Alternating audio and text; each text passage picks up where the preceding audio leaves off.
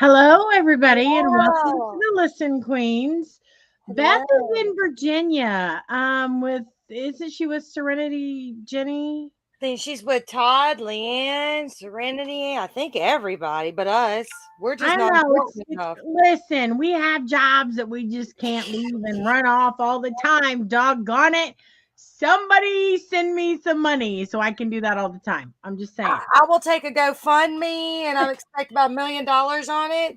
Let's just go with that. Yeah, I mean that'd be fun. We could just travel around all the time.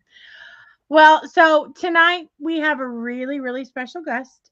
He has appeared on our show before, and anybody that's in the paranormal field probably already knows him. But he's actually got a new show that's going to launch in June that we wanted to bring him on and promote and talk about and show the intro to. So, without further ado, Do we have to? Oh, me? Oh, hey, hi. Hey, Mr. Rich Valdez. yeah, I think that's me. Yeah, I got to check my tag. Hey, Jen. Hey, Jen. Hey, Joe. Hi, Joe. Hey, Joanna. And Or Joanne. Joanne. Why did I say Anna? Joanna. Joanne. You know who I'm talking Listen, about. listen, we're not together, Miss Joanne. We're not. We've been I need working to too get much. And thank y'all for bearing with us. We've had some very bad weeks that we've had to overcome between work and weather. And so we kind of been on a hiatus for a little bit. And everything. It's been one thing after another, people. That's all I'm saying. Plus working on Fear Fest. That's a whole nother Oh, ball of you know what. that's her, not I'm me. having withdrawals, not having the Listen Queens on. Oh, You're not the right. only one. We've had several people say, "Hey, what happened to the show?" Yeah, I've been complaining. I've been the top one complaining. I'm like, where's the Listen Queens? Where's Beth? Where's Eileen? Where's Chrissy? What's going on? Oh, so you Yeah, missed me. No, I'm not really, but trying. uh, I'm trying. It's I just know. bad I got a new lately. saying, Jen. When he gets like his normal self, instead of, I am normal. hold your horses, it's hold your beard. Hold your beard. Okay, It's not well, even hold the beard, hold my beard, it's hold the beard. okay, I am sharing out here, folks. So, why don't you tell us a little bit about the upcoming show that you filmed for Travel Channel? Um, exactly what it says. I mean, I'm still bound contractually to not go into too much detail, especially Sure, about the episodes until it actually airs. sure. But I think the title speaks for itself. The Legion of Exorcists, and me not being an actual, clergy exorcist. I'm a demonologist. I was formally trained for three people, two ministers, and then the last one being Bishop James Long, to be a religious demonologist. And also, I was already recognized as one in the church many, many moons ago before I met Bishop Long. So my credentials were already established. And when the show contacted me, I would say November of 2021, I was like, okay, this is just another show. Once again, contacting me and whatever. I paid no mind to it, but I figured let me just send back another email. I did, and they said, "Can we set up a Zoom?" I was like, "Wow, that's like going on your first date and they don't even buy you a drink, you know?" And I was like, "Uh, I don't know you, and you want to Zoom?" So, yeah, exactly. Vroom vroom is right. And next thing you knew, I was being interviewed by one producer and then two producers, and I got the news. I would say early December, that I had been accepted as the sixth cast member for the new show. At that time, it was named something else, and I can't say the name because it's copyrighted. Okay. And we need you to come to California so we can film. Wow. And I was like, that's fast. I feel naked now. What the hell? So it's like, Listen, I cannot. Seriously, I felt, but actually, the funny thing about it is around November is when I really started getting sick. And you both know what happened to me. I'm not going to go into it. And it was really, really hard. It got to the point where my sternum was hurting so bad that I would get into these it felt like I was freezing, which I was fevering actually, and feelings of vomiting, but nothing was coming out. So come to find out later on next year, in 2022, when I ended up having to go to the hospital February of that year, that was the death rolls of my gallbladder. I was actually interrupted with that pain while filming. And I was like, damn, let's just say one of the producers said he needs to go to the hospital now. They sent me to the hospital. I was absent for 2.5 hours, give or take. Came back. He just wanted to test me for COVID. And I was like, dude, this ain't COVID. This is something else. Trust me. You were down. Yeah, I was like suffering. And for 4 to 5 days straight, from 7:30 a.m. to 6:30 p.m., film all the way through. Yeah. All 6 episodes. And that was hard on my body. And I thank God that I was able to do it. Contractually, I had to, which I had no problem doing. Sure. But yeah, it was labor of love. Then called in April. I was just 1 day removed to go back to California, 1 day removed before getting there, taking my last antibiotic. When I first filmed in December of 2021, I was weighing 190 pounds. When I got back in April, I was weighing 156. Wow. It's going to be neat to see that. There's a huge difference. And actually you see it in the video because at least the shoot or the pickup shoots they used for this one trailer that I don't know if you're going to play, but it shows how thin I got. There was a scene in there where I'm actually kind of gutting it a little bit. But it's funny. I realized that while we're doing the scene of the prayer, which we actually take very seriously in the round table discussion, I do the spiritual shoulder shuffle. It's something I've always done since I was a wee bit. And I always fold my hands and I kind of do that. And I was like, holy crap. I didn't realize it. It's such a subconscious trigger thing for me that I was like, oh, okay, well, I apologize for that, but I've always done it that way. So, yeah. So actually I do have the trailer queued up. So let's watch that and then we can discuss how amazing it is.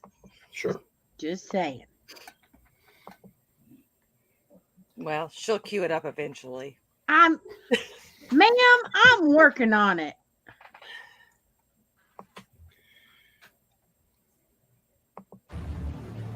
Evil is on the rise. Demons battle to possess our souls and drag us one step closer to hell. But now, there is a gathering of spiritual warriors who defend us against the devil's minions. Go back to hell! St. Michael the Archangel, defend us in battle. And unite to banish the demons in our midst. This was the case that opened my eyes. This 17-year-old girl was so distraught that she would do anything to talk to her dad one more time. Disturbing things started happening. You could feel the presence. It was just terrifying. We ended up having our very first demonic experience. It frightened me. It frightened me to the core. Demons wait patiently for the ultimate checkmate. the rise of the Antichrist, which will lead to the final battle between good and evil. Until then, the spiritual warfare will continue. These are the true stories of the Legion of Exorcists.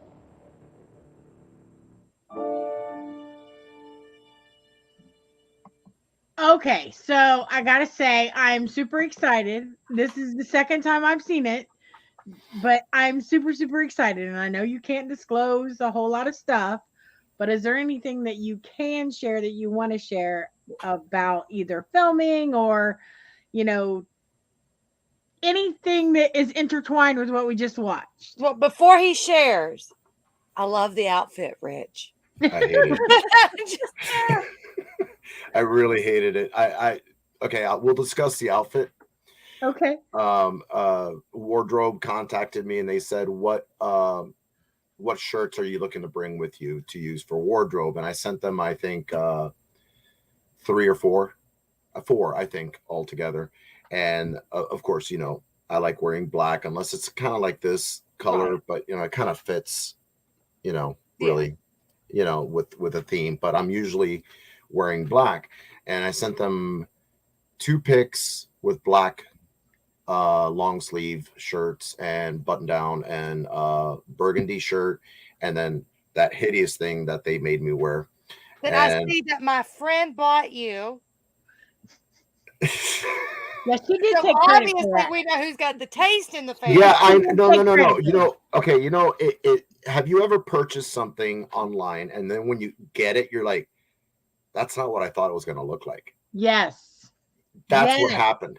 And when I got it, I was like, I feel like I should be working at a Chinese restaurant. It does remind me of that, but look, I mean, you pulled it off though. Yeah, no, I the thing is, they felt I needed to have a look. And I told them, look, you know, honestly, when it comes to demonology or a demonologist per se, we have never been required by church to actually wear a collar because we can't. You need to be at least a deacon to wear a collar. And I don't have a said uniform. So I told him I usually wear blue jeans and my shirts and, you know, my rings. I goth out, you know, that's pretty much how I've always been. But I guess the producers felt I needed to have a uniform, and there you go. I'm, you know, I guess I'll be taking your order. I cannot. Well, I want some egg rolls and crab ragout. You want some duck sauce with that? No. Okay. I want sweet and sour sauce. I'm hoping, because I'm one of those positive thinkers and whatnot, but not hoping. I'm taking that out of the, you know, equation.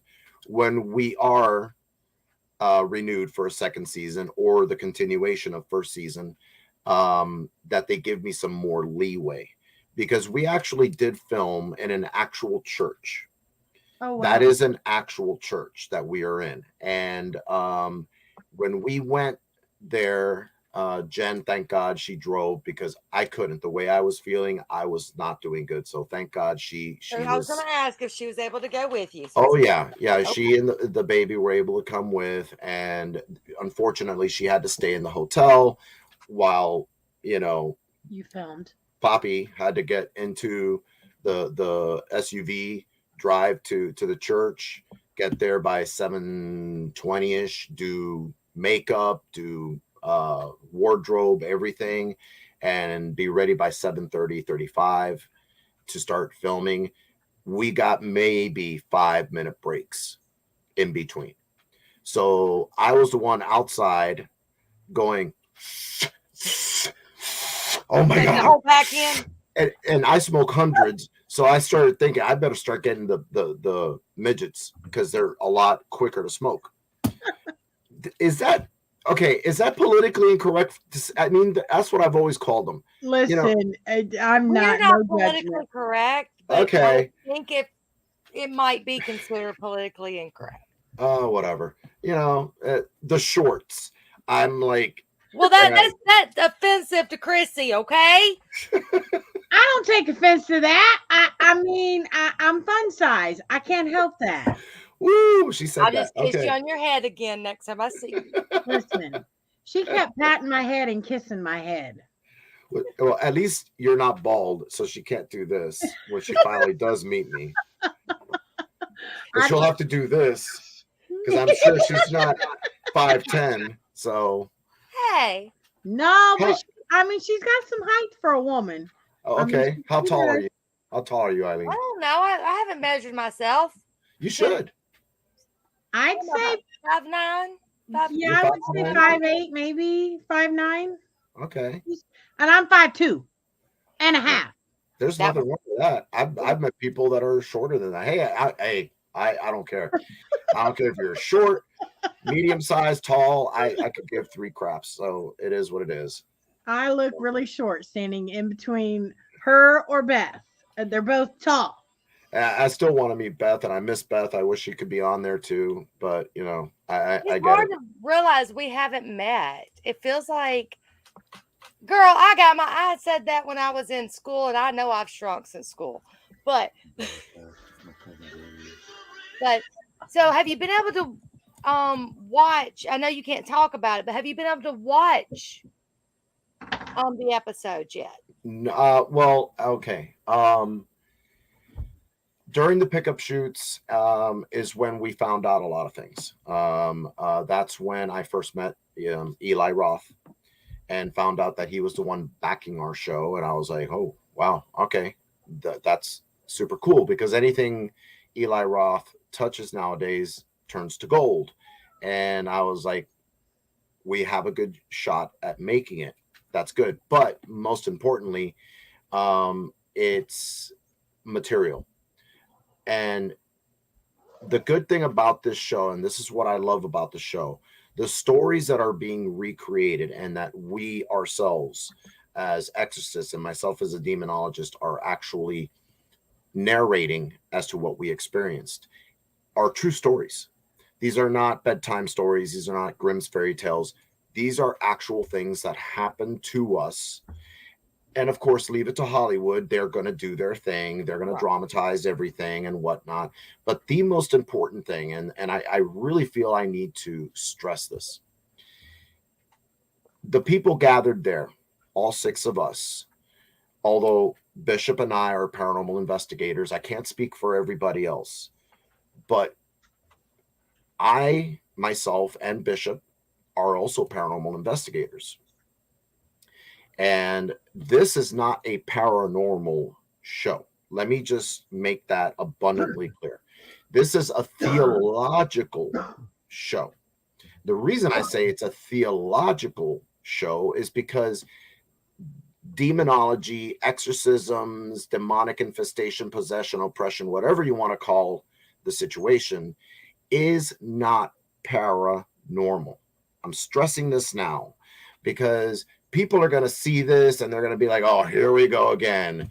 Demon this, demon that. Stop before you go any further. That is not the intent of the show. The intent of this show is to point out what theologians, people that are in clergy, people that work with clergy, that are part of that community, theologically have dealt with over the years. And I want there to be a separation. I'm not dissing the paranormal. I, in fact, was doing the paranormal at least 2 years before I started studying to be a demonologist, which was when I turned 18. And being 53, do the math. I've been doing this for a minute. That being said, I know there's going to be people saying, oh my God, here we go again. Demon this, demon that. Well, you can't come and blame me and everyone else in that group for everything being called demon. And I ain't going to go there. I can't. This is just something that the paranormal community has taken off with, and they think anything scary, it must be a demon. No, it's not. I would say 20, 23%, I'll give you another 3 there, of the time, it's not demonic. So these cases are far and few between. They're very rare when they happen. And when they do, it's the real thing. Well, I and see. also you do go, I mean, you are going to come in contact with more, I mean, demons anyways, than someone who's just looking for paranormal. Because Right. that's what, what am I trying to say? That's what you're going for. I mean, not Well, all the time, but in that aspect. a lot of the cases that I've had over the years have been through the church. Right. That's what I mean. I guess that's where I was going with it. Yeah, and that's what I meant when I said this is theological, and people have been, for I'd say now going on almost 2 decades, been confusing scary, malevolent, or I shouldn't say malevolent, but let's say belligerent human spirits with demonic. Jerks. The jerks. As you were in life, so you shall be in death. So we know Rich will be, yeah. I'll be nice. Oh yeah, I gotta be nice. Be nice.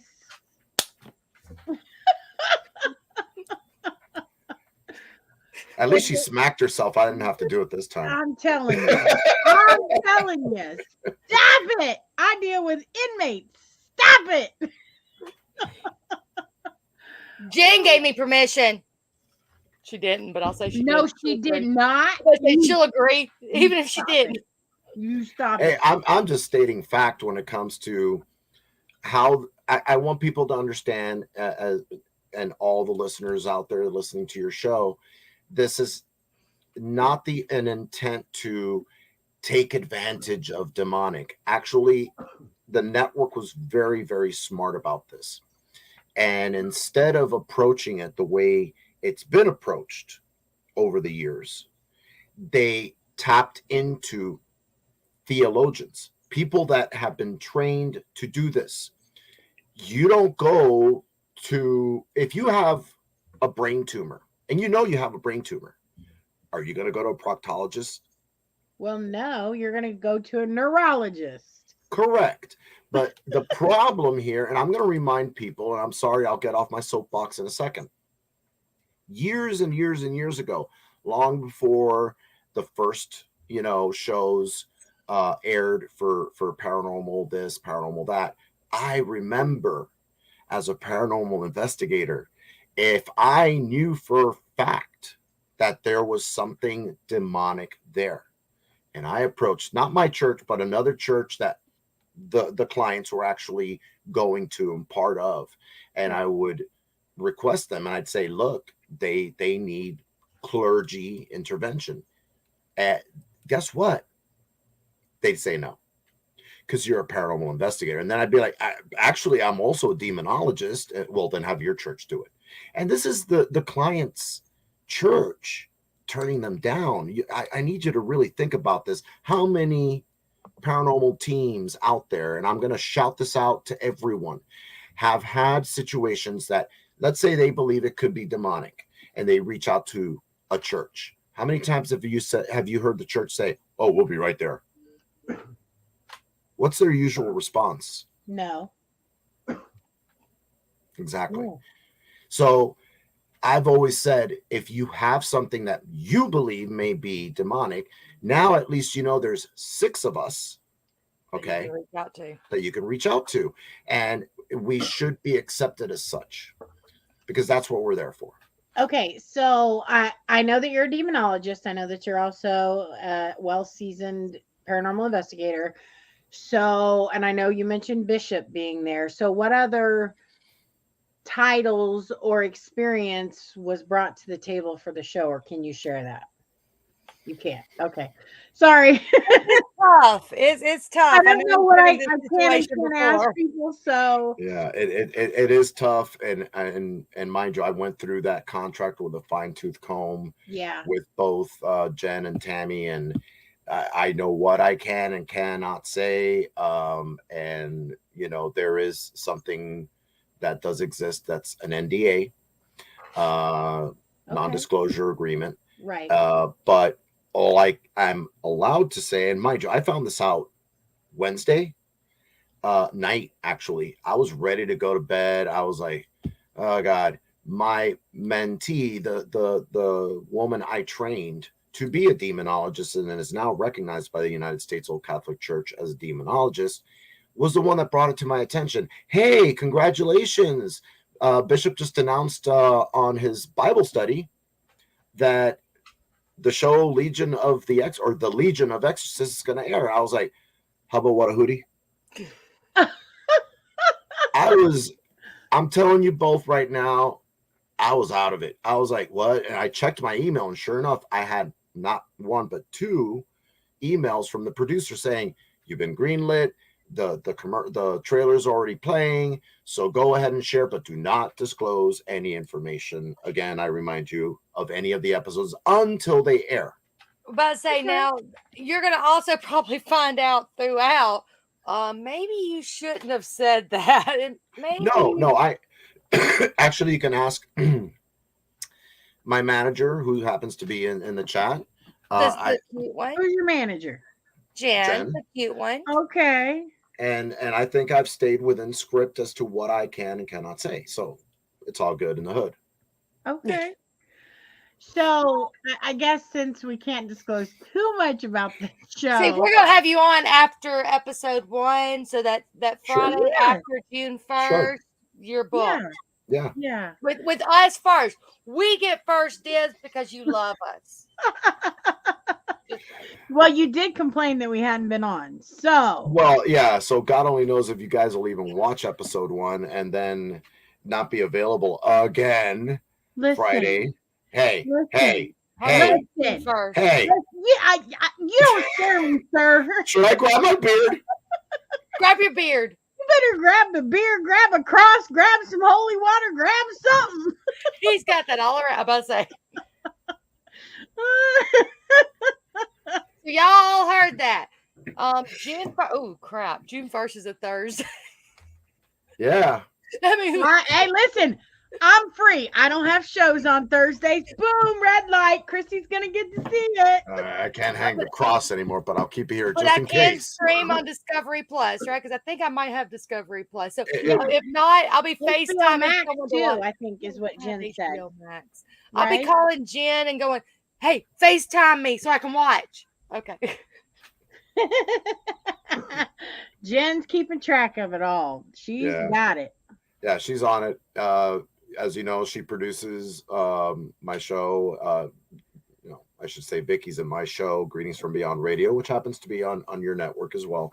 And I've tried my best to watch every episode. I think I missed a couple, but well, you missed the Beth Ezzo one where we had a surprise. Yeah, I caught the replay. I was upset. I caught the replay. But it's a surprise for a reason. I didn't even want Beth knowing.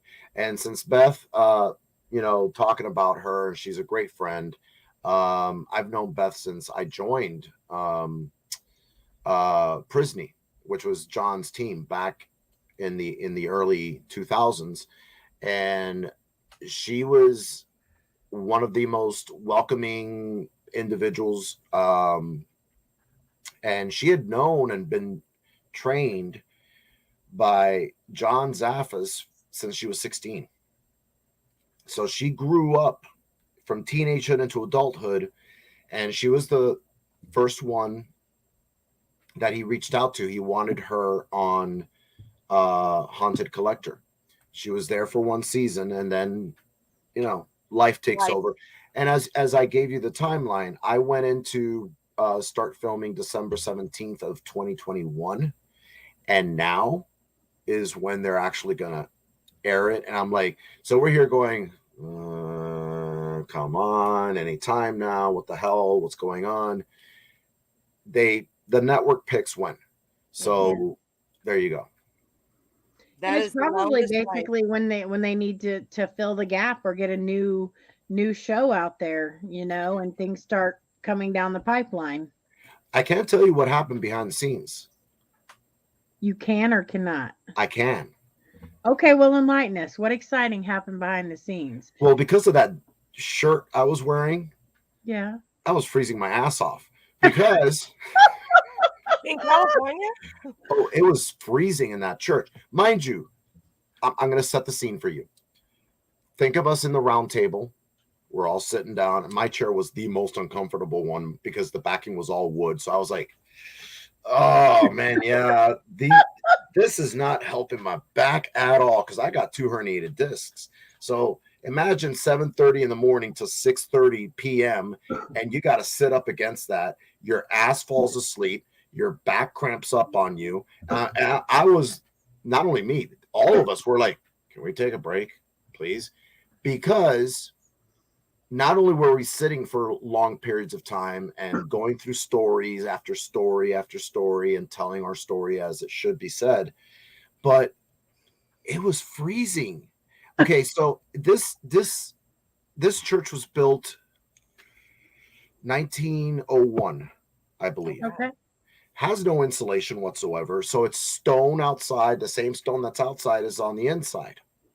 So if it's cold outside, it turns cold. into a freezer box, real bad in there. I actually took the temperature in there. It was 52 degrees. Oh, see, that's not too bad. No, Okay. excuse me. Wearing that shirt. Well, and he's also majority of his life been in Miami in the South. That makes sense. I wasn't allowed to wear a coat. I was, they said 55 degrees and I'm in shorts, Rich. no, 52 degrees, and I'm like, come on, and okay, you may be in shorts. How long are you outside wearing shorts?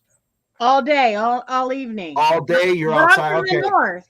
All right, but you got sunshine. I ain't got sunshine in that church. We were begging them, can you guys get space heaters? Oh, we don't have sockets. I'm like, okay, I'm going to set the scene. So the pews are in front of us, right? And producers, hair, makeup. And how long did it take to get your hair done? I cannot. If it's just my beard you're talking about, that didn't take long at all. But when it came to them and they're sitting in the pews, they're all bundled up in these jackets and these beanies and a mask, and they're like, okay, so what happened next? Go. And I'm like, you're kidding, right? And I'm wearing that shirt, just that shirt, and they're bundled up 4 layers, and I'm like shaking and doing everything I can not to, but I was the only one wearing 1-ply shirt. Everyone else, they were wearing something thicker, or Bishop and Scott, they were wearing coats, and they were fine because they were wearing coats. Not me. I was like, did you ask if you could put on a jacket? yes. No, You don't know how many times I did. And they said, no. I'm like, okay, whatever. So when the next episodes get picked up, we know we're going to change your outfit just a hair to a thicker one. So well, if they keep filming around that time of the year, yeah, you damn skippy. I didn't realize California got that cold in December. I know you can't disclose the location, but can you disclose, was it a Catholic church, or can you not disclose that? Yes, it was. It was a Catholic church. Is it? And I was going to ask, is it an active church? Yes. So they actually rented the space between Monday and Thursday, and they did again for the pickup shoots in April. So I'm hoping, that we can go back to that location, because I really love that church. So you sense this energy of peace when you're in there. Ask you, being gifted and with the age of the church and being an investigator and being into history and all, when you walked in, how long did it take you to just come to terms where you were? The first thing that popped into my head was that we started filming December 17th. December 17th happened to be my grandfather's death date. Oh, and I wow. was thinking to myself, I wonder if this is my grandfather's way of sending me a gift. Granted, death dates, you should never look forward to death dates, but he passed away 1990, December 17th of 1990. And here I am, ironically, in the same town, which I can't name, that when they first came from Cuba, they were sent there, and they lived there. My family lived there for 6 years, and then they made the move from California to Florida and started up living in Miami. So I am so trying to behave right now. Jen is making me not want to behave. That guy for the draft pick. Go Bills. no. Okay. Oh, I told her to keep me, abreast of everything that's going on with the draft, because I know my Dolphins, choose in the second round. So I was like, I don't know what's going on, but you know what? I'd rather spend time with you girls talking about whatever y'all want to talk about, and I can always check Bleacher Report, or I asked Jen to keep me abreast via text. Thank you. Yeah, just saying. Not my fault that the butt fellow Bills, had a first round, but Go Bills. Yeah, butt fellow Bills. Listen. See, he started it. Everybody's talking football, including Jason over there in the bed. And I'm sitting back going, I watched the Super Bowl for the commercials. That's my football. You didn't get on to him for starting it. She started it. I said the draft, and then she said butt fellow, and I'm like, okay, whatever. I mean, listen. I don't know what I'm gonna do with either one of you. Wait. Hold up. I got a genuine question. Genuine. Eileen, where were you born? Bellingham, Washington. Oh, wasn't expecting that one, were you? Why are you then a fan of the butt fellow Bills? Wait, that's way too much to get into. Oh, really? For real? Okay, For reals? For because reals? You know what? Which Washington? Washington State, Washington, D.C. I just told you the city and state, if you'd listen. Say it again. Bellingham, Washington. So Washington State. Yes. So, Okay, so you should be a Seattle Seahawk fan. So I was raised by a Cowboys fan. New Orleans Saints. Oh, we ain't talking New Orleans. But so, and then when all the nastiness was going on in the NFL with everybody getting arrested and all, I kind of saw how the Bills were sit back and just, again, I was a Cowboys Who was getting fan. arrested? I was a Cowboys fan at one time. Oh, you were a Cowgirls fan? Oh, my condolences. I cannot. And so I sat there and watched how the Bills were very respectful. They cared more about the team than they did the win. And it kind of fell from there because my husband's from outside of Buffalo. Well, it's not my fault that Jim Kelly went to the Super Bowl 4 times and lost. Oh. Anyway. That's a very fun topic when I get my dad, who's a Cowboys fan, with my husband, who's a Bills fan. Yeah, that's a very fun time. Yeah, I was a Jim Kelly. I was a Jim Kelly fan before when he was playing for the University of Miami. So I was him and Marino just swapped, but they're best friends. So Yeah, and Marino, you know what? They went once, they lost, whatever. They never. I'm laughing at Chrissy. Listen.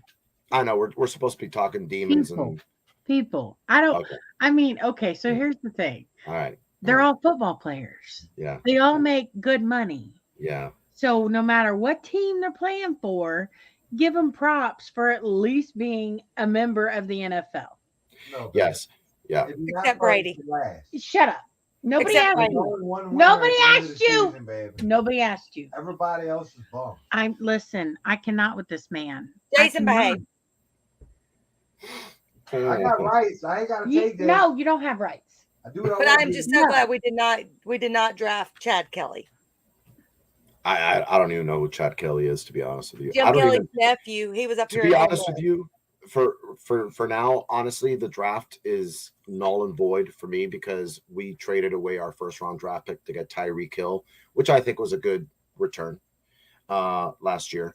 But this is NFL people's Christmas. If y'all don't get an offensive line, Tua's going to stay hurt. I agree. I agree with him. Yeah. Don't agree. Right. We need a right guard and a right tackle to protect his blind side.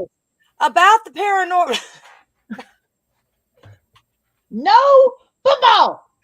Chrissy's poor face. She's so lost. No, I opt not to follow football. Oh, that's fine. I Yeah. understand that people appreciate it. We'll and I'm change it. okay We'll with change that. it. We'll change it. Go Heat. Go what? Go Miami Heat. Are we talking basketball now? All right, what's your question, Joanne? Go New York Yankees. Oh Lord. I'm not a baseball fan, so I really don't. Cannot. Go How Braves. about them demons? Jen, God love you, sister. God love you. He started it, Jen. Oh Lord. Actually, Jen started it when she said something, about the draft, and I was like, oh yeah, on the chat. So Joanne's got a question. Do you think Yes. the pyramids in Egypt are active? actually, to be honest with you, I think they may have been at one time, but they would have to be charged up in whatever way they need to be charged up, because it's rather peculiar the way they built the pyramids. It actually looks like something that you would funnel energy through, and that is that would be a question best suited for someone along the lines of Reckensecker, which we had on our show, and that guy has been to Egypt, at least that I know of, 3 times. So yes, I think it could be used, and it's actually been the inspiration behind one of the most famous movies out there called Stargate. Yeah. Jason just asked, are the pyramids on any ley lines? That I'm not sure on. Like I said, I don't know neither. Yeah, Rick Secker would be the best one to ask when it comes to that, because he's actually studied up on that. But if it is, yes, they would be able to get activated. I would love to go just see them. I mean, active or not. But also, I want you to think of, the Bermuda Triangle. What's the Bermuda Triangle? Kind of looks like a pyramid, right? Yeah. Think of also the Alaskan Triangle. Looks like a pyramid. So there has to be something to that shape, and all the strange things that happen when it comes to that. Yes, definitely. I know they are finding tunnels in Egypt. Is that what you're talking about, Joanne? They're always excavating over there.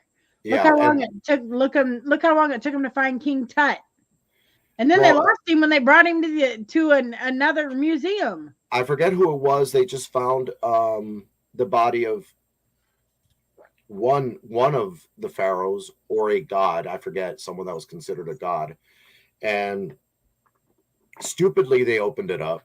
And we've seen every movie, you open up a tomb and then everybody dies, and then the mummy and all this bullshit. So I'm like, why do they do that? I mean, seriously, just leave it alone. We don't need apocalypse. Well, but you don't know, because I mean, we weren't around back then, so we don't know what type of burial ceremony or type of. We just don't know. Listen, if I came across a tomb, whether it was someone who was known or not known, I definitely wouldn't open it. I definitely it's a respect thing too, regardless of the other. It's a respect thing. I mean, I wouldn't open up Rich's tomb. I mean, I wouldn't even open it up to see if he was alive, but Oh, I'm sorry. We're not going to start on that subject. She didn't hear me say that. Later. He said, he asked me, he said, if you don't believe in something, does it have power over you? How about when you don't believe in something and yet it still happens? Then do you believe in it? What do you think? Then I would have to say, yeah, but until it happens. Okay, but I'm happens, not fixing to, if I get a sense of, that's some bad shit, I'm not fixing to even open that can of worms, whether I know it is or it isn't. So let me ask you this. So by me as a child, grave robbing and breaking and grave. Yeah, that's bad. That's bad mojo. Chrissy would never do that. Hell to the no. Does that mean me have bad shit on me? On you know, but I think that's part of the dreams that you have, if you want my honest opinion. Sorry, we're sidetracking here. It's fine. No worries. So when he At was least a you're on child, so football. he grew up in New Orleans. So when he was a child, you know, they're all their family and friends and whatnot are buried above ground, right? So as a teenager, they would go to the, what are those called? What, cemetery? No, not the cemetery. The thing that the casket's in. Oh, catacomb. Catacomb. So he would go to the catacomb and they would open caskets and whatnot, and they would take things, bones and structures from the graves. I said, that's bad mojo. That's a no-go. But if we're talking about New Orleans, correct? Yes. Okay, in New Orleans, you have to remember that there is a huge community that believes in voodoo, hoodoo, and a lot of the people that practice this, they go in with the wrong intent to take these bones and artifacts, and they use it. Now, the question before that, if you don't believe it, it won't affect you. I've seen curses that have been done against people that didn't even know it was being done against them, and it affects them, their health, everything, their money, their home, their health, you name it. And then come to find out, months later, there was something done against them. Not voodoo, not hoodoo, but Santeria. And Santeria here in Miami is, I mean, you have a Botanica, which is where you basically go to get your Santeria stuff every 2 blocks around here. Voodoo. Excuse me? He said it's Cuban voodoo. No. Santeria is something that was created by the slaves and that were taken by Spaniards and brought to Cuba. And in order for them to actually mix and actually still practice their faith, so that they wouldn't get in trouble with the Spaniards who were Catholics, they created what they call Santeria. Santeria is the worship of saints. That's the actual, interpretation of it. So it was their way of disguising what they were doing. But there's some similarities, I'm not going to deny that, to voodoo, but it's a different sect of voodoo. Yeah. My Well, family, and he grew up Catholic, so, but his family is from I was in Florida Columbia. too, Miami and Tampa. I had something weird supposedly happen at my house today. I want to ask y'all about it. Kind of off subject, but still on it. So, my granddaughter and daughter live here with us. And my daughter had made my granddaughter some ramen noodles. And whenever they were cooling, she pushed them in a bowl to the back of the stove. And so they could cool down. And she went to the restroom. My husband was outside. They were the only two besides my granddaughter in the house. Granddaughter's 2, so she's short. And my daughter comes out of the bathroom. My granddaughter is sitting at her chair and her table eating ramen noodles. Not a drop anywhere between the stove and where she's at. She's not the type of kid that you have to tell her to sit down to eat. So whatever on that. And no stool. The stool that she would have been able to use to get up was put up in the laundry room. So obviously she wouldn't have put it back. We can't figure out how she got the ramen noodles. I haven't told you about this because I got told this when I got home today. And how young is she? 2.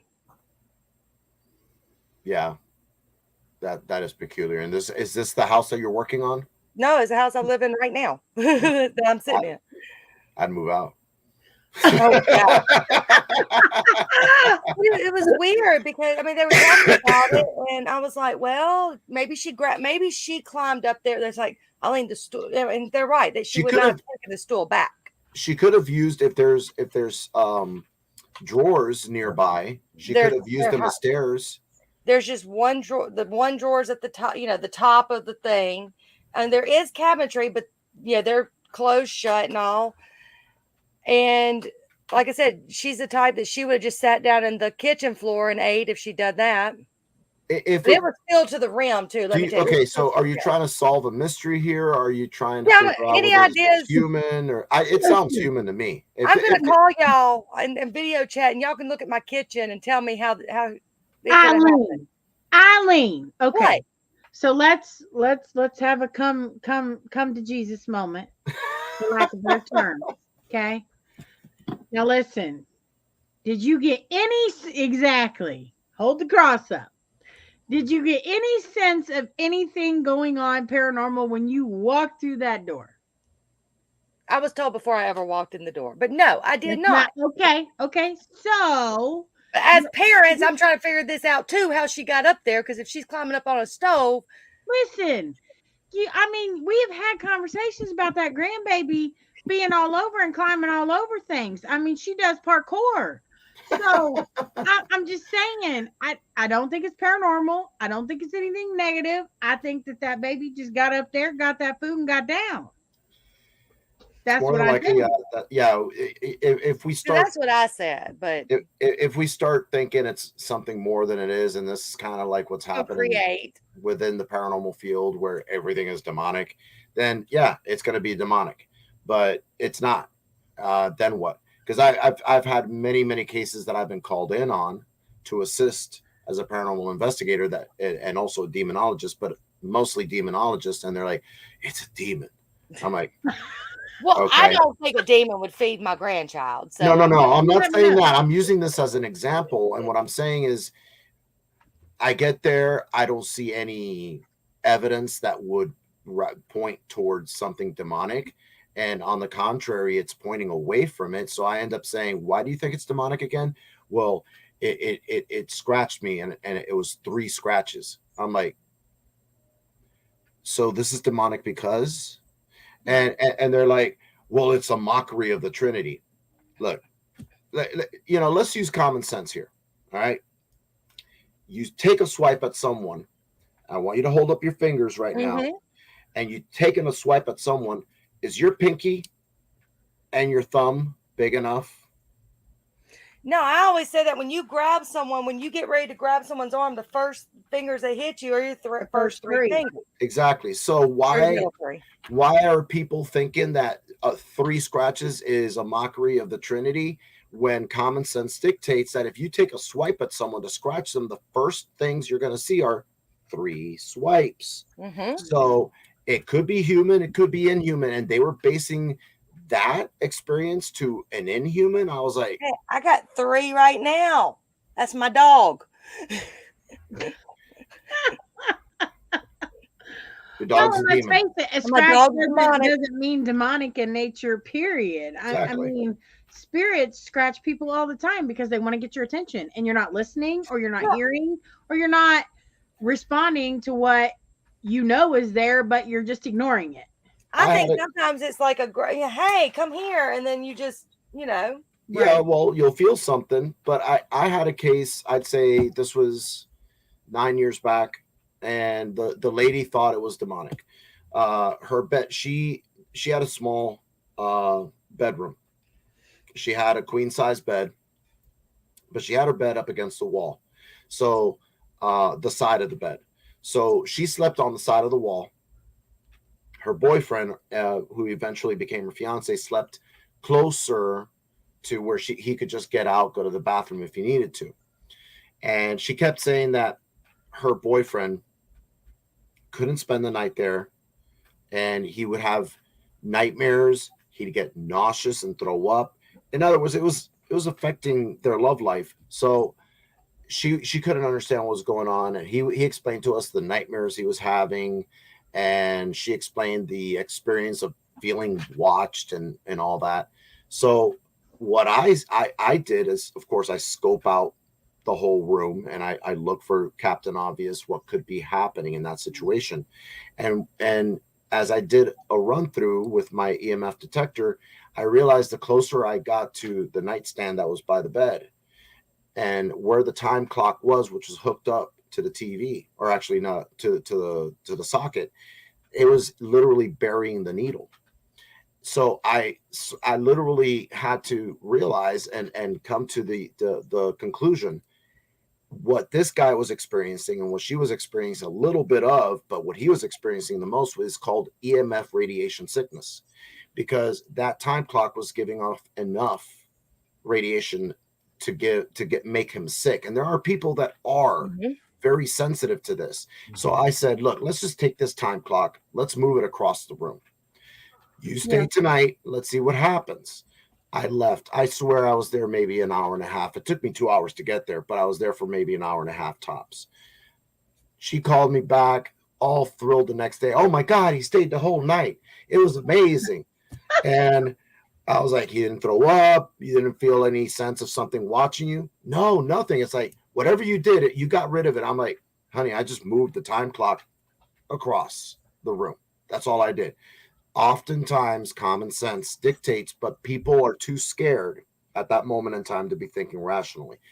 Our job as paranormal investigators, my job as a demonologist, is to go in there, ask questions, test, and then whatever evidence I gather or don't gather, I have to then report back to the clergy, or I have to, if it's a paranormal investigation, I have to take down notes, and whatever information we get there, we have to, present that as evidence.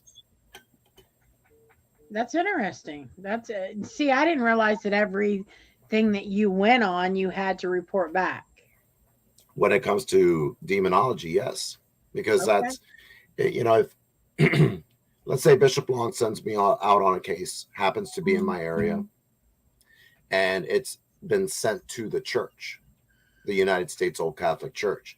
And of course, he's going to activate me. I live in Miami, and anywhere in Florida, I've always said I will cover from Key West all the way to Tallahassee.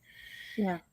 And I have to go in, I have to ask questions, I have to do the testing, which I can't go into.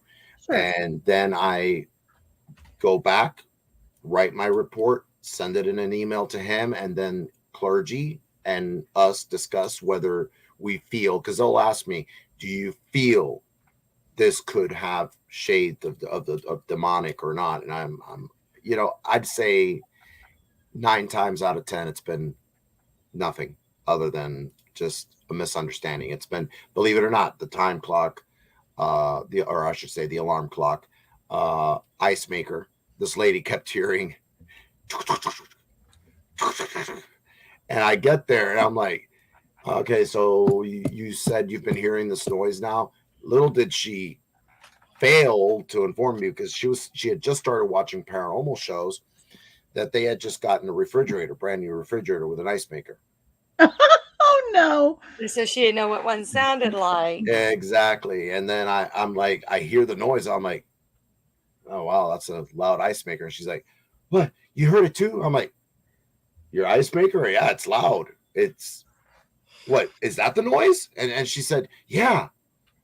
How many times does it drop ice? Oh, every, I don't know, 8 minutes, something like that. We waited right by the fridge. And she's like, there it is again. I'm like, yep, you got more ice. Okay, thanks for your time. Thank God that was only an hour away. Oh my gosh. But you still made her feel good. I hope so. There was one that frustrated me. I'm not going to say made me angry. It frustrated me. And this was here in Miami. Thankfully, it wasn't that far away. The lady and her husband had their car broken into. They had moved into what used to be her mother's home. Her home as a child growing up. Her mother passed away. She left the house to her. So after the car had been broken into, the husband decides, I'm going to put, surveillance cameras outside. Well, we live in bug central here. Miami is full of bugs. Mm-hmm. Day, night, doesn't matter. Now, anyone that knows anything about technology will know that if you have a surveillance camera outside, you're going to have a 1.5 second delay. So after he put up the surveillance cameras, all he saw was the bugs. Okay, the bugs. But to the untrained eye, someone that does not know what to look for, he thought they were demons.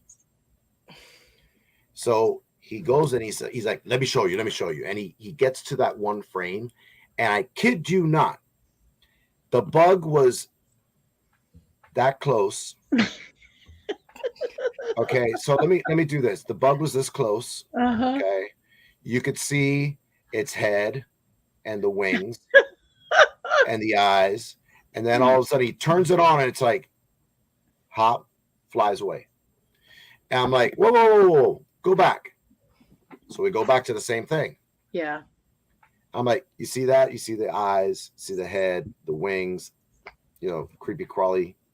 He's like, yeah, that's a bug, right? No, that's a demon. I was like, what?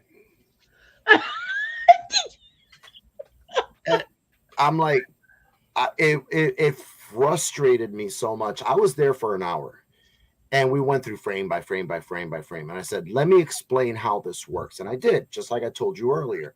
Yeah. And she wouldn't get it. He wouldn't get it. They were convinced. There was even a film of them or her coming out with a spray bottle of holy water going, see all that? Oh my God, they're all over. I'm like, that you used a spritz bottle with holy water in it. What do you expect to see? And she's like, those are demons. I'm like, oh my goodness. Okay. All right. And she thought that demons would flock to holy water. She was trying to chase the demons away from the house because she felt they were trying to get into the house. And I told her, ma'am and sir, I'm doing my William Shatner. These are not demons. They're not Klingons. Okay, so I gotta ask, which I let me end the story. Okay. We left. They didn't like our answer. Okay. She sold the family house because she thought it was demons.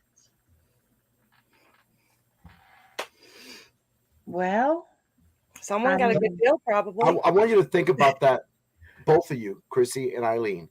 You grew up in a house. You inherit this house. You, as a kid, as a baby, as a kid growing up in teenagehood, all of a sudden your mom and dad pass away, and you inherit that house.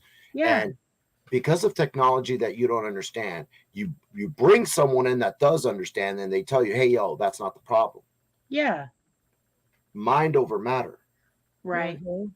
They wanted to hear what they wanted to hear. They wanted me to say that was a demon. Yeah. I wasn't about to mislead them and say it was. Well, yeah. Joanne's not saying it. We love you, Miss Joanne. But you know what? It's not that they're stupid. Here's the thing. Misinformed is more along those lines. He did not ask the proper questions before he put those surveillance cameras in. And he should have asked those questions. He should have had a technician come out before asking me to come in. He immediately thought it was demonic. It wasn't. It wasn't. Yeah. But unfortunately, they sold that house and all the memories that woman had growing up in it and then moving back in over a misunderstanding because she didn't understand the technology that they had just put up to surveil their property. Wow. That's sad. It is. That's super sad. I don't know. See, so my whole thing is this. I'm very, very matter of fact. And I don't know that I could have withstood telling him more than twice. It's bugs. I lost track after 4 and both of them, and they just wouldn't listen. They wanted to hear the words demon because it's in their head. I have a friend of mine who wants me to investigate her house. Sweet person. Do I feel their house it has something in it? Yes. Do I feel their house has what they think in it? No. I've told them straight up, I will not investigate your house because they want it to be their little girl that passed away. And I don't feel it is a family home, and it's also on a Civil War battleground. And I told them, I said, I'm not investigating. They're okay with it and all, so it's nothing dangerous. But I told them I want to investigate because if I find out it's not their daughter, I'm going to have to tell them, and I don't think they can handle that. So let me ask you, how long ago did their little girl pass away?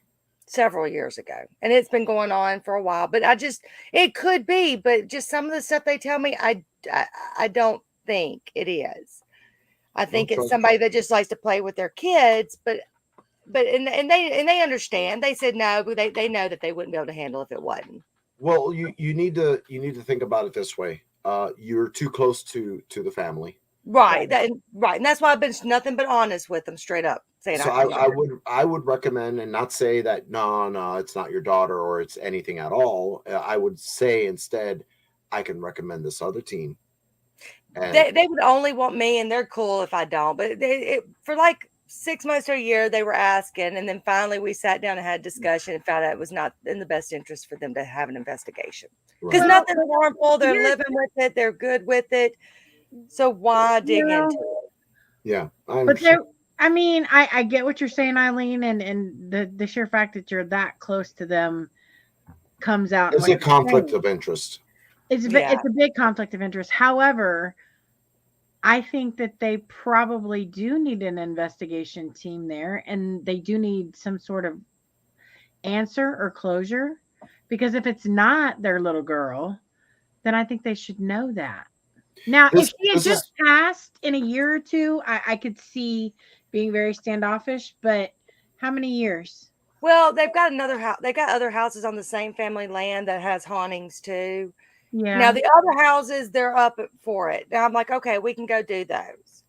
I just don't feel, Well, I what are you don't. going to do? What are you going to do if you investigate one of the other houses and their daughter is in one of the other houses?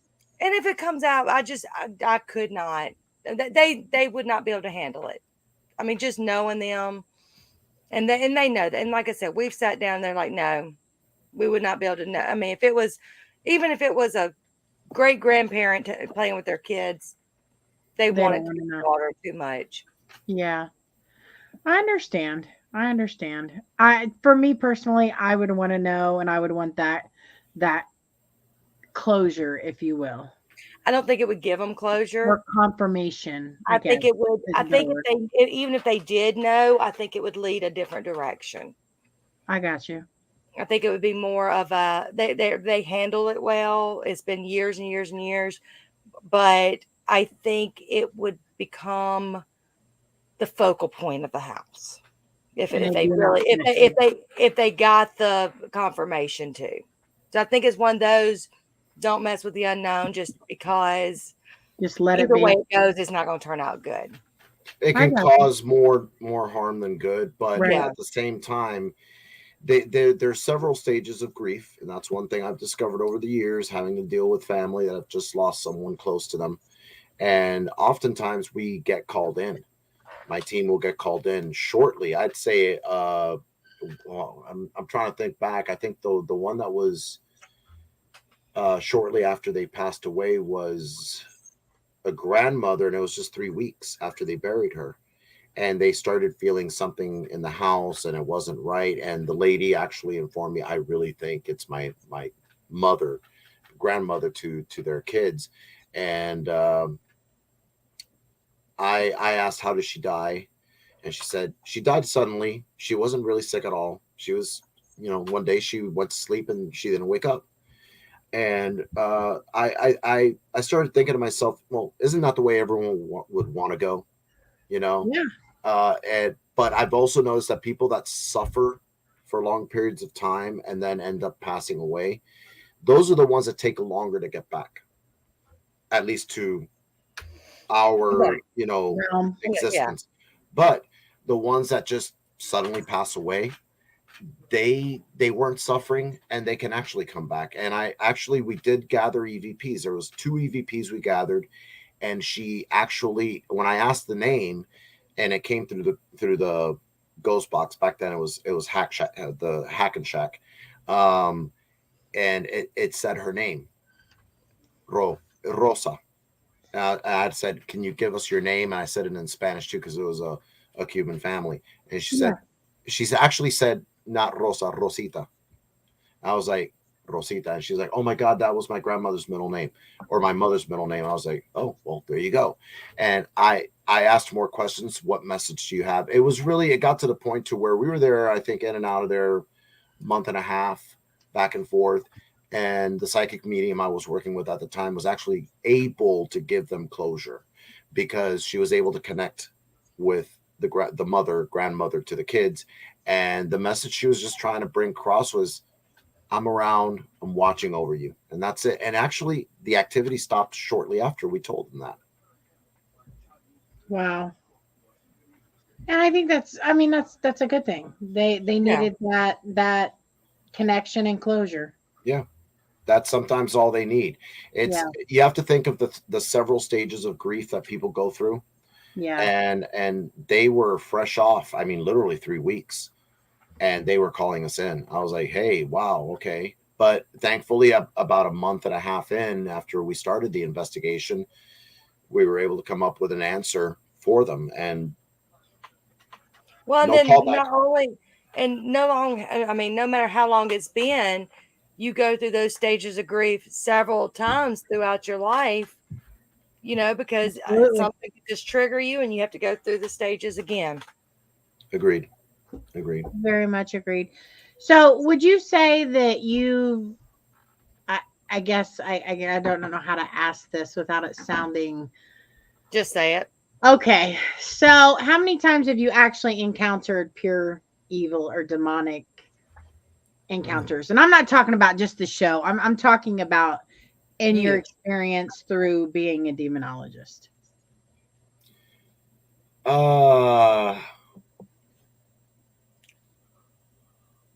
I'd have to say 3 times in the span of 36 years.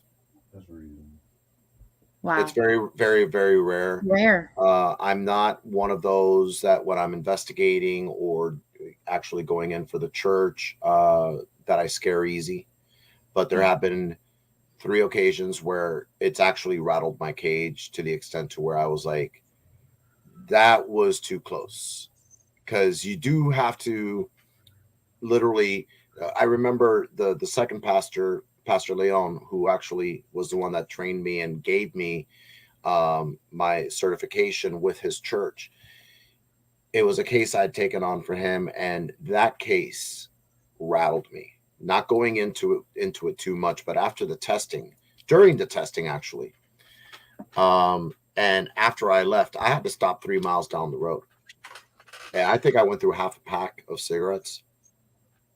Wow. And I called the pastor of the church and I said, you better get your ass out here ASAP, like yesterday, because this is real. This is real. And the testing that I had done, let's say she failed miserably in the sense that I knew there was more than one in her. And that's very rare. And for me to say that it rattled my cage. And mind you, you have to maintain a poker face. You're in front of this person. You're in a room by yourself with this person. You're doing this testing. You don't know if that person's going to lunge across the table. The amount of strength they have. And mind you, I've always stated this, and I use this as an example. A demonologist is like a pawn on a chessboard. They're the first ones to go across. Now, there are some that like to cross the bishop first or, use the knight and whatnot. But usually it's the pawns that go 2 steps, two squares over or 1. I'm the pawn. I'm the one sent in by the church. I'm the one that's going to get hit first. And then I got to report it back to the church if I survive the experience. And let me tell you, that was here in Florida in Ocala, which is a good 5-hour drive from where I live. And I had plans to just drive back. I was so rattled. I think I ended the testing around 3:30. And after I called him, after I went through a half a pack of cigarettes smoking, I said, I got to find me a place to stay tonight because I need to center myself. I need to meditate, pray, and get myself ready because I don't want to take anything, mind you. And you got to do that because before you head out, and this is how you can tell a demonologist from a wannabe or a self-proclaimed, before you go out, whatever church you're with, the pastor, the bishop, the priest will actually hold mass for you or pray with you, pray for you while you're there, pray for you when you leave. Yeah. These individuals that are self-proclaimed, they'll never tell you that. So for those individuals that say, oh, I'm a demonologist, the first thing you should ask them is, okay, that's great. Where did you get your formal training? If they can't answer you and they say, oh, well, I've watched, like all the seasons of Supernatural. That's not training. Sorry. No. Well, I read this book. But I read this book and now I know. No, this book is a book of reference. You can't tell me that you literally matrixed this into your head like Neo, and now you can just draw on anything. That's not how this works. I literally, the first 2.5 years that I went through my training from 18 to 20, almost into 21, before my first pastor passed away, I still had 3 more years to go just to be recognized by his church. But he unfortunately passed away. It took 5 more years until I found another church and went with Pastor Leon, and he took my formal training under consideration. So I only had to go 2 years with him, and I was already recognized by his church. It was a non-denominational Christian church. So religious demonologist is what I refer to myself as.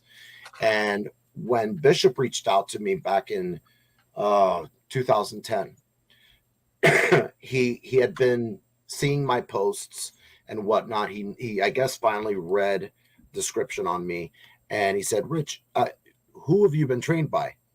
I was able to give him all the information. I gave him the names. He literally did like a background check, and he's like, I'm going to pray about this, but I'm going to pray about it and I'll get back to you. And literally he got back to me. It took him 2 weeks. He said, look, I'd like to offer you position as an administrator for the paranormal clergy, but I would also like to continue your studies as a demonologist under the umbrella of the United States Old Catholic Church. And I was like, cool. 5 years later, and I'm telling you, it ain't easy. It ain't easy. You're literally reading books like this and then some, cross-referencing everything. You need to know anything and everything there is to be about all faiths, all religions, occult practices, this and that. I'm well versed in that. You also need to know what each demon, what hierarchical demons you're dealing with, what legions of demons are underneath them, how many, if anything. You need to know everything there is to know before you can even and be tested. Yeah. It took 5 years, but I earned it. And, I thank Bishop every day for training me and finishing my training. I'm too old to do this again. I refuse, but I've actually been thinking maybe I could take one of those online courses to be a parapsychologist. And I'm like, I don't need to get myself into debt, but okay. I'm kind of sort of thinking about it now. Wow. Yeah. That's awesome. That's really awesome. I did say I'm thinking about it. I don't mean I'm going to do it. Let me ask you a question. Sure. So if you're in the presence of someone who claims to be or have been trained in demonology, yes, and yet you can see the darkness that surrounds them, and the aura really makes you ill, and they're saying the Lord's Prayer backwards, would you say that they're truly a demonologist? If they're saying the Lord's Prayer backwards, that's a problem. No, it's not that it's a problem. It's like the first question I would ask is why? Because look, one of the things you test with, and this I can share with you, and it's how I've found out in various cases that have proven to be demonic, they can't say a prayer. They can't even read a verse that actually has the word God, Jesus, Messiah in it. The moment they get to that, they're like, they can't. And one woman, I remember, young lady, she couldn't. She'd get to go, and it wouldn't come out. She couldn't. And I had to go outside, talk to my team and the team we were assisting, and I asked them, what history do you have on her? Well, we do know that when she was young, she was used in ritual magic. I'm like, what ritual magic? Yeah. And she said dark ritual magic. Yeah. I think they call it brujeria. Well, I'm like, oh, brujeria? Okay, yeah, that is dark. And this was in Brazil. So I'm thinking, brujeria is usually the darker side of things. And to every faith, every religion, there's a dark side. Sure. Let's face it. Even Christianity has its dark side. You Sure. know, the Crusades, the Salem witch hunts. I mean, I could go on and on and on. But every faith has this. And I said, was she a willing participant? How old was she? And they said she was 5. Or Yeah, I'm like, she wasn't willing.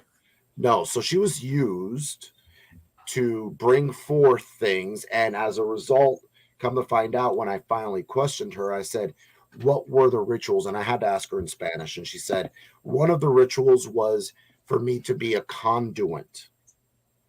Now, I want you to think about this. A conduit to what?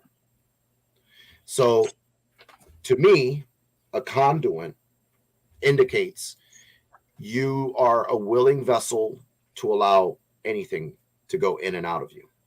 Right. You're channeling Anything. whatever is being conjured through that one conduit. That being said, she had a few attachments. And not only that, I honestly think she was possessed. The frustrating part about this case, and I pointed this out to the team, and I said, listen, I got to come back. You do know that, right? And I got to come back with clergy.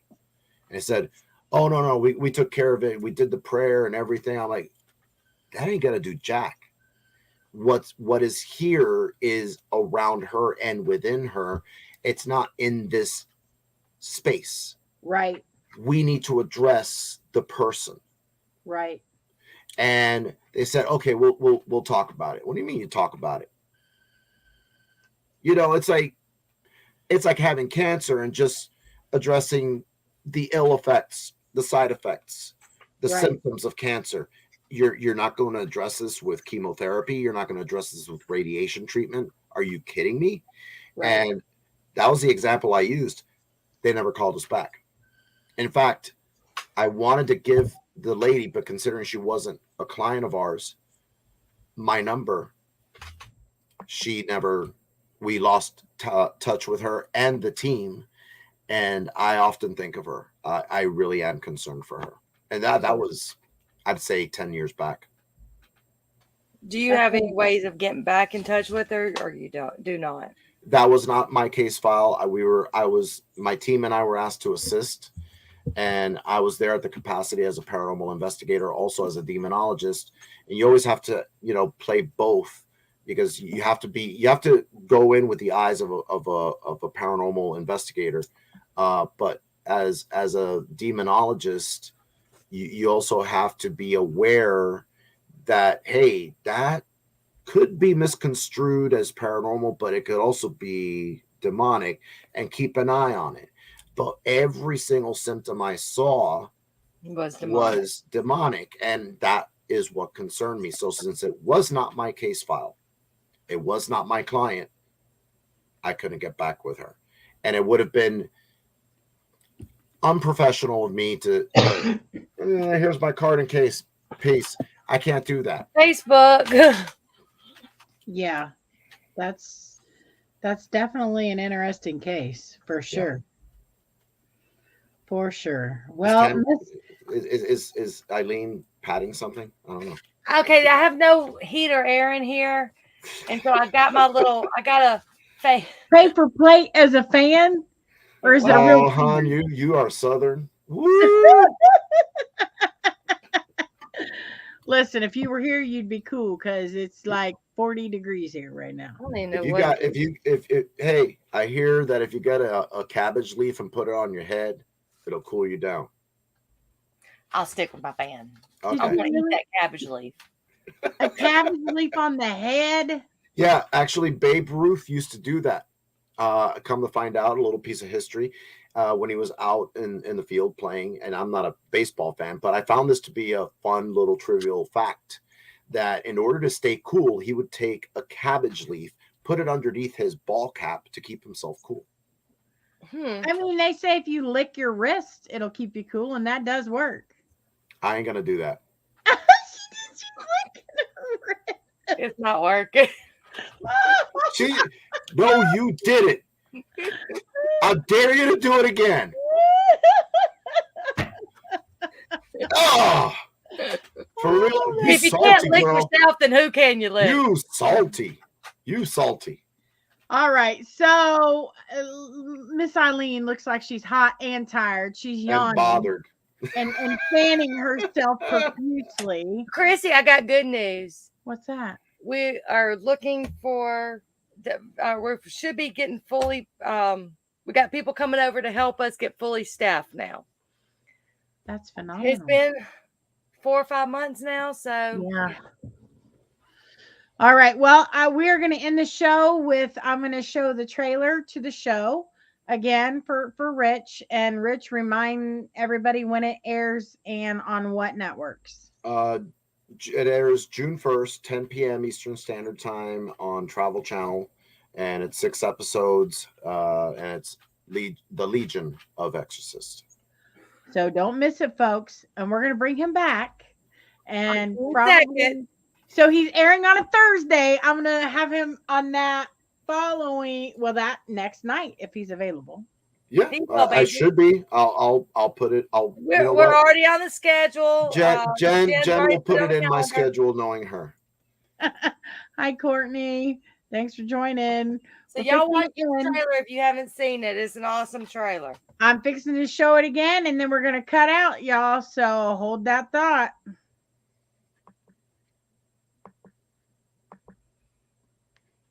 Should eventually do it. Listen, would you stop, Eileen? I had to hang on. I got to rewind it because I done played it once. You might want to remove Donald's comment too, so you people. Well, no, it's not blocking it. Evil is on the rise. Demons battle to possess our souls and drag us one step closer to hell. But now, there is a gathering of spiritual warriors who defend us against the devil's minions. Go back to hell! St. Michael the Archangel, defend us in battle. And unite to banish the demons in our midst. This was the case that opened my eyes. This 17-year-old girl was so distraught that she would do anything to talk to her dad one more time. Disturbing things started happening. You could feel the presence. It was just terrifying. We ended up having our very first demonic experience. It frightened me. It frightened me to the core. Demons wait patiently for the ultimate checkmate, the rise of the Antichrist, which will lead to the final battle between good and evil. Until then, the spiritual warfare will continue. These are the true stories of the Legion of Exorcists. Don't miss it, folks. Stay tuned. Thanks for joining.